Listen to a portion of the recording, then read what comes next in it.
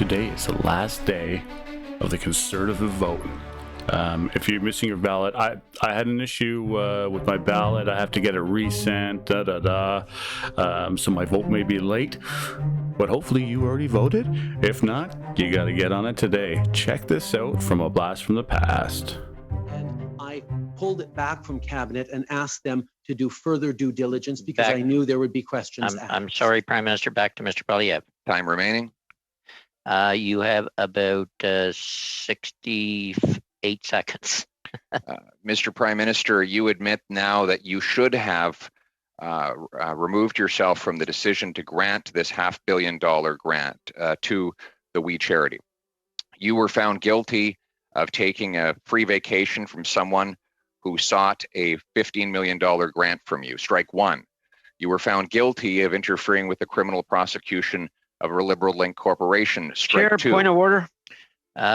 What's your point of order, Mr. Sabera? The MP Poilievres has brought up some points that are not of relevance to this committee and the motion put forth.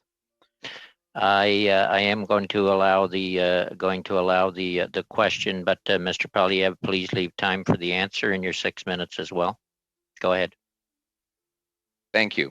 You were twice found guilty of breaking the Ethics Act before, strikes 1 and 2, and now you admit a third strike by your failure to recuse yourself, and in the process you broke the Ethics Act a third time.